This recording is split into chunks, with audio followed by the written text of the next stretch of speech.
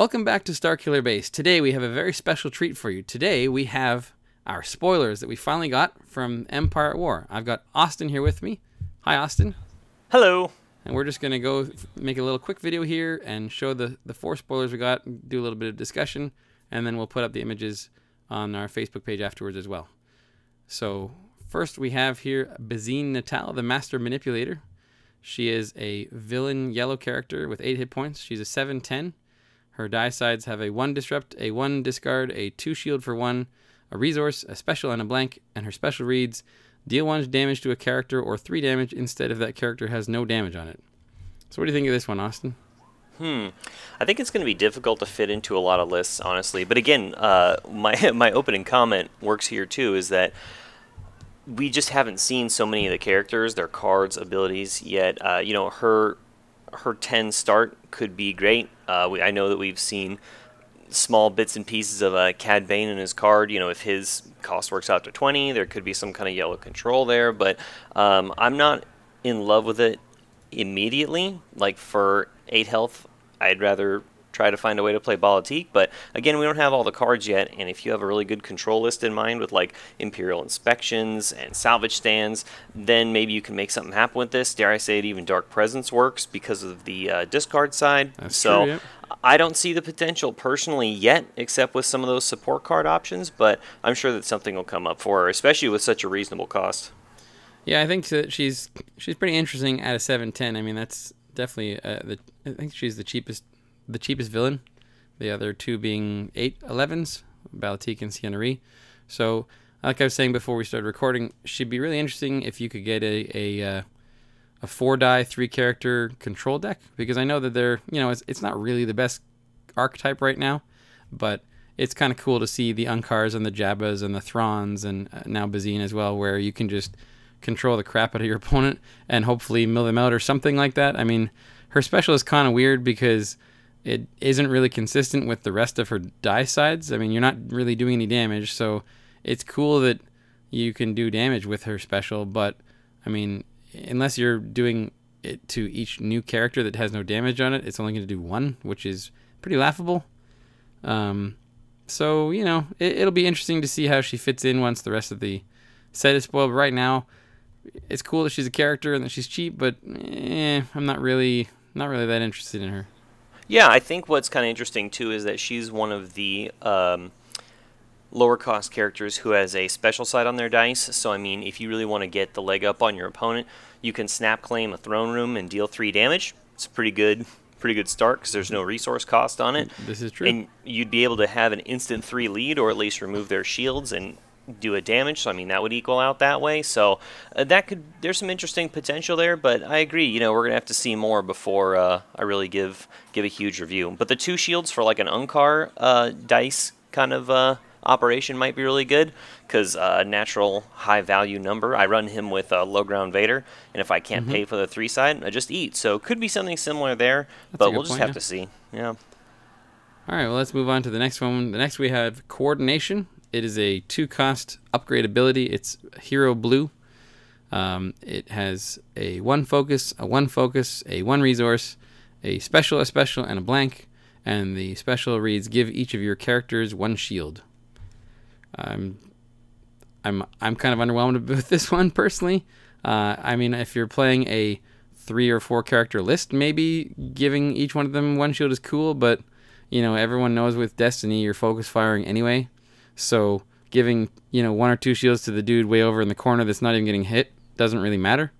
And I mean, you know, the focus is nice, you know, with the all the suite of blue cards that the heroes have with what is it, determination and that sort of thing, where you can, you know, if you've got focus showing, you can resolve dice with different values.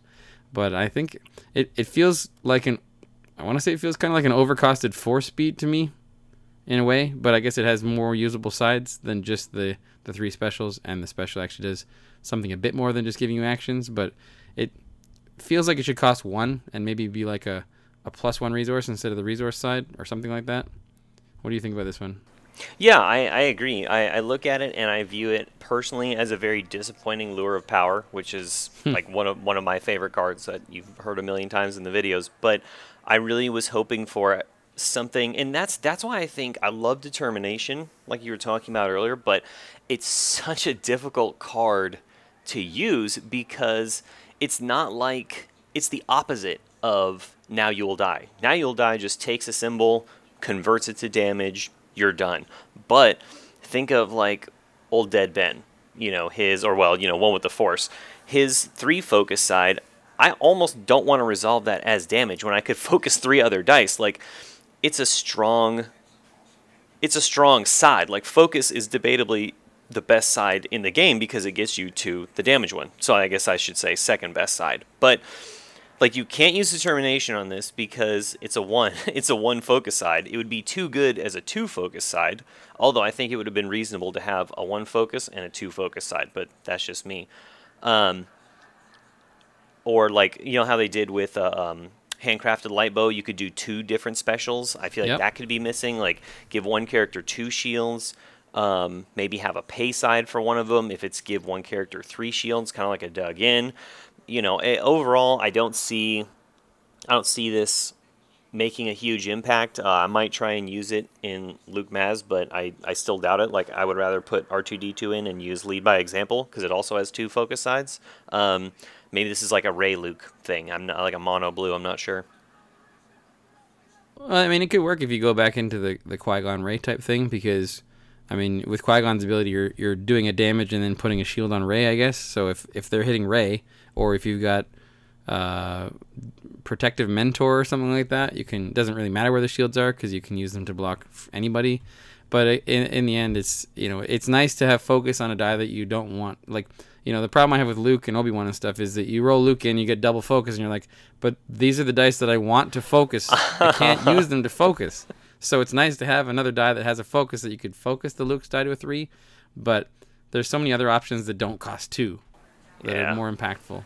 So Maz's goggles being my favorite. Oh my gosh, you just roll out Maz, turn her 1 focus to the goggles of a 2 focus, and then turn both Luke's dice to 3s. They go, can't remove it. My ally is the Force. Welcome to 9 damage. Yeah, when I saw Maz's goggles as the spoilers for Spirit of the Rebellion, I saw that in the Awakenings event, of course. I saw that and I was like, that is the best card in the set. I was wrong, but it's amazing for 1. It's just bonkers good. Yeah. All right, let's move on to.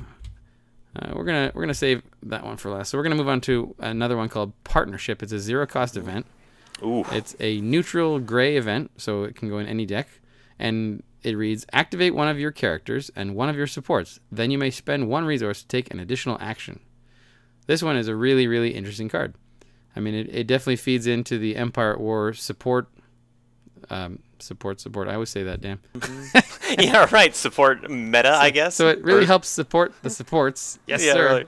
Yeah. You know, because one of the concerns I had was, okay, so you got the Rainbow Nines and you've got the Pomaz and stuff like that, and they're so fast that if you don't get your supports out, say you're playing Empire at War and you're playing against the Pomaz, you've got your 3-character list, you probably have, I don't know, endless ranks or second chance or something because you need to keep your characters alive for the supports to do their work.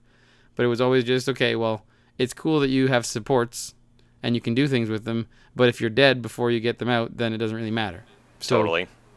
You know, this definitely helps you speed things up because effectively it's 3 actions in 1 for a cost of 0, and then you spend a resource kind of thing. So we'll call it 1, because I mean you're rolling in a character, you're wingmanning a support essentially, and then on top of that you can spend a resource to take an action. So if either of those rolls ends up being good, you can just resolve them, or you could, you know, resolve a force speed afterwards and take 2 more actions, or goodness knows what. I absolutely love it. I like the resource flexibility because this is going to be cool, and it's going to really bring in what I mentioned earlier briefly, is that I would really like to have R2 in my Luke Maz deck. I think that'd be really cool because he's got focus, melee, and a special that says, hey, resolve one of your dice with an extra value. Like, that'd be really good. So I would like to have like just more options for supports in general, not just because all we're seeing right now, and you know, we're being trained to see is like vehicles, and I think that's great. But this also could work for one with the Force. You know, if you don't have time to roll in, perfect. Partnership, Swiftness, partnership. Now you're already +1 action and you rolled in 2. Now you can spend another resource and you've got 2 actions.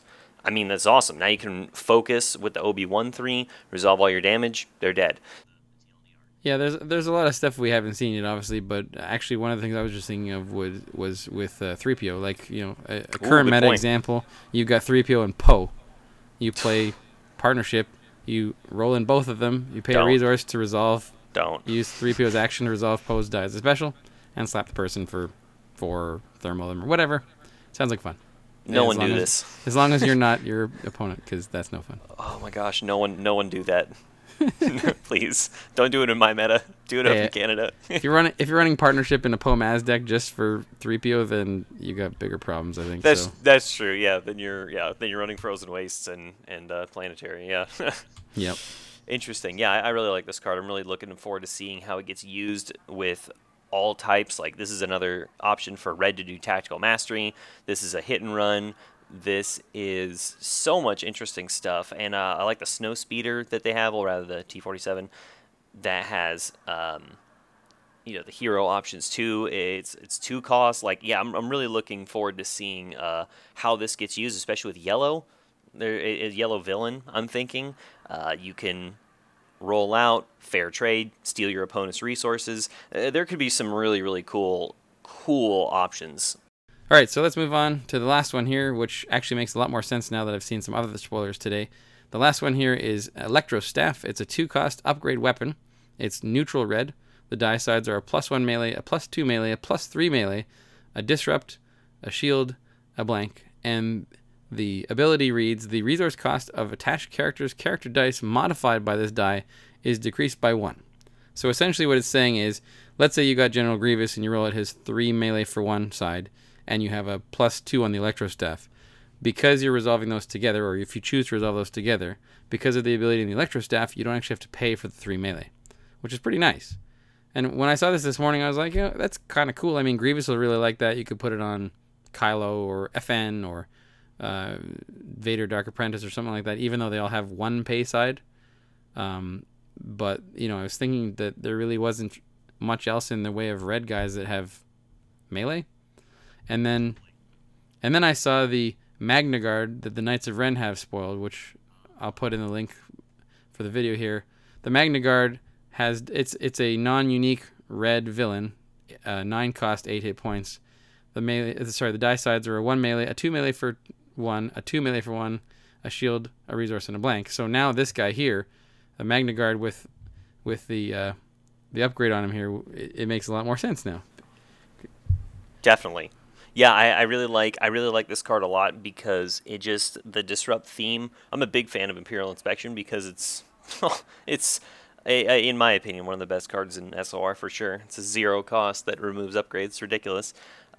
With that, this takes inspection and turns that dice from a 50-50 to what, roughly 65-35. So, I mean, now you're looking at not being disappointed by seeing 4 sides. Even this is a lesser used card, Trench Warfare. So it's got a shield side for that. If you, really, because Grievous is so low as far as health goes, and this meta is just high burst constantly. I mean, given that he's only at 10, he really needs some kind of help. So, I mean, if you roll out the shield side, yeah, you may be able to frustrate your opponent a little bit. If you roll to disrupt, hey, great, you can put it back. Like, because sometimes when players just see the melee sides, they go, oh crap, well, there's 3 sides that aren't melee. Like, how can you make that better? Like, that's what I try and think about when I see a card is, okay, cool, what synergizes? How can I make the dice better? Is that going to take a lot of setup? Is it going to go out of my way? So, I mean, that's what I see. Overall, I love the card. I think it's great. Neutral red makes me want to do Poe and cheer it again. I end up taking that deck apart, but it was a lot of fun. But it was just this version's Django Veers. But overall, I really like it. I think it's really interesting, and I think that the Magna Guard's an awesome addition to the red character lineup. And man, I'm looking forward to seeing how this gets used, but it's gonna be some insane damage, especially because there's no restrictions on it. It's just neutral red. Yeah, I mean, I actually find myself wondering how the heroes are going to use it. I mean, you can put that thing on a Padawan, and it's kind of a monster, even without the ability. And it is a weapon, so you could put it on a Padawan for 1. True. But it's just a matter of having to put Padawans in with a red character. So I don't think anyone's gonna be running like Snap Padawan. I was just gonna say Snap too. That was gonna be my only real guess. Mm-hmm. Well, one thing that I've heard talk of is Vader Magna Guard now. Mm-hmm. Like Sith Lord Vader, that is. And then you can have Z6s and Electro Staffs on Vader. And you don't really care that it has an ability because you're just ripping people's faces off. Yeah, So- gosh. And especially with the Z6 having redeploy, I mean, you can just do so much with the redeploy. It's like, oh, great, I'll load up my Magna Guard. Now all my stuff is free. Oh, they're targeting him. Great, Z6. Yeah, and then, oh, great, I've got another Electro Staff. Great, I'll just put it on Vader, and we'll just keep going. Oh, great, Magna Guard's dead. Cool, now I have two upgrades on Vader. Like, oh, my goodness. Yes, the possibilities are endless, and we are still missing like 18 characters from Empire War. So many. It's going to open up a lot of craziness. Mm-hmm. So that's it for our spoilers for today. So I hope you liked them.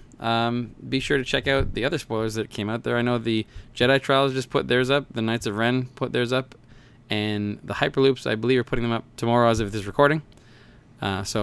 Thanks for joining me, Austin. And keep an eye out, guys, for some actual new content coming soon. It's been a long week with Gen Con and me being sick afterwards. So we'll get back into the swing of things soon.